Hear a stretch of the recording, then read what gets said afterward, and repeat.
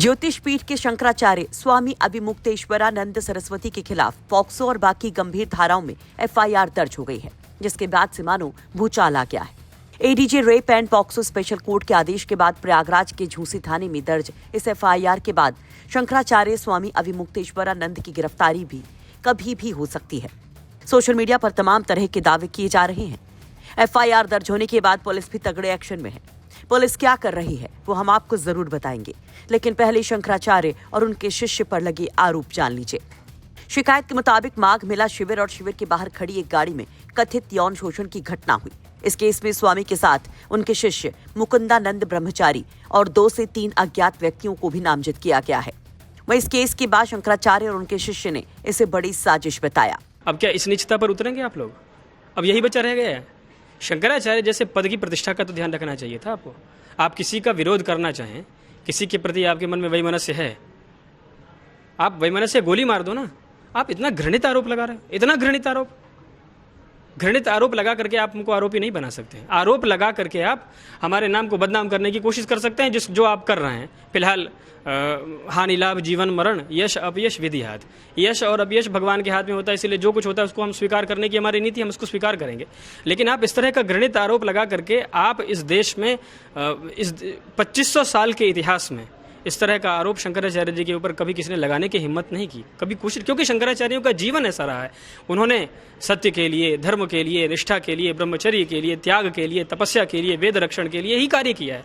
और शंकराचार्य जी महाराज जिनके विषय में यह आरोप लगा है, उनका जीवन तो बालकों के संरक्षण के लिए ही जाना जाता है। हजारों बच्चे अभी तक पढ़ के। ऐसा है कि पुलिस को जो उचित लगेगा वो अपना काम करेगी, और हम तो सहयोग के लिए तैयार ही हैं। क्या बात है, मुखिया ही साफ साफ संदेश दे रहा है तो फिर पुलिस उसी के संदेश के अनुसार ही काम करती है। इसलिए पुलिस को जो करना होगा करेगी। अब हम दूसरे प्रदेश की पुलिस कहाँ से मंगवा लेंगे? आखिर हम उत्तर प्रदेश में बैठे हैं। उत्तर प्रदेश में आक्षेप लगाया गया, आरोप लगाया गया है। उत्तर प्रदेश की पुलिस जांच करेगी। पुलिस इस केस की जांच में जुटी हुई है। पुलिस क्या कर रही है जरा वो जानिए। दरअसल एफआईआर में पॉक्सो एक्ट की धाराएं 3, 4, 2, 5, 6, 16 और 17 लगाई गई हैं। साथ ही आईपीसी की धारा 351(2) भी शामिल है। पुलिस ने एक 5 सदस्यीय जांच टीम गठित की है। पुलिस पहले कथित पीड़ितों का मेडिकल परीक्षण करवाने जा रही है। स्वामी अभिमुक्तेश्वरानंद और उनके शिष्य मुकुंदानंद की गिरफ्तारी से पहले पुलिस पीड़ितों के कलमबंद बयान और सबूत जुटाने में लगी हुई है।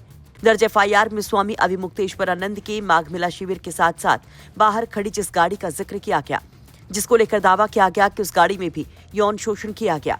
उसके बाद माघ मेला में जहां पर स्वामी अभिमुक्तेश्वरानंद का आश्रम बना था, वहां पर भी पुलिस जांच करेगी। इस पूरे मामले की जांच DCP Manish Kumar Shandilya, ACP Jhusi inspector सहित 5 पुलिसकर्मी कर रहे हैं।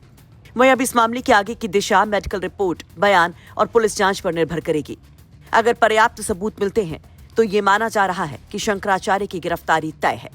वहीं इस मामले की शिकायत करता है आशुतोष ब्रह्मचारी, जिनका कहना है कि बच्चों को न्याय दिलाना उनका सबसे बड़ा मकसद है।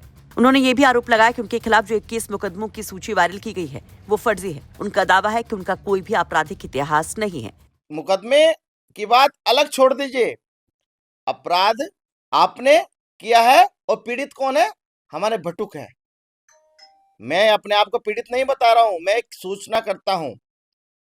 न्याय बच्चों को मिलना है, भटुकों को मिलना है, और उस मेरे फर्जी सूची जारी करने से अपना अपराध छुपेगा नहीं तुम्हारा। आपको जेल जाना पड़ेगा, क्योंकि ये थाने ने मुकदमा नहीं किया है। हम तो दर दर भटके हैं। ये न्यायालय के आदेश, वो भी जिला न्यायालय के आदेश पर एडीजे महोदय के पॉक्सो वाले ने, जज साहब ने किया है। न्याय की मंदिर ने दिया है। वह दिन दूर नहीं, कालनेमी, राक्षस, कुकर्मी, तेरे इतने गंदे कर्म है, तुम्हें शर्म आ रही है? हमें तुम्हें नाम ले अपने मुंह से बार बार नाम लेते हुए भी। अभिमुक्तेश्वर जैसा राक्षस का तो इतिहास में नाम लिखा जाएगा कि ऐसा घिनौना कार्य है। ऐसे लोगों को तो फांसी लग जानी चाहिए। अच्छा महाराज जी, ये बताइए, क्योंकि अब एफआईआर हुई, पुलिस ने आपसे कांटेक्ट किया? हाँ, पुलिस जांच चल रही है। अभी सारी चीजें जो आगे की कार्रवाई होती है, वह पुलिस हमारा सभी कार्रवाई हम लोग उसमें सहयोग कर रहे हैं। क्या चाहते हैं आप लोग? हम लोग न्याय चाहते हैं और जल्दी जल्दी इसका जांच पूरी होकर इनको जेल में भेजा जाए और हमारे भटुकों को न्याय मिले, जिनके साथ कुकर्म किया है, जिनके जीवन को खिलवाड़ किया है। फिलहाल देश के सबसे हाई प्रोफाइल केस पर सबकी निगाहें टिकी हुई हैं कि क्या आरोप साबित होंगे या ये साजिश ही साबित होगी? सच्चाई क्या है ये तो आने वाला वक्त और कोर्ट तय करेगा। लेकिन मामला बेहद संवेदनशील है क्योंकि इसमें धर्म, कानून और नाबालिग से जुड़े तीनों मुद्दे अहम हैं। प्रयागराज से पंकज श्रीवास्तव के साथ वाराणसी से रोशन जायसवाल की रिपोर्ट।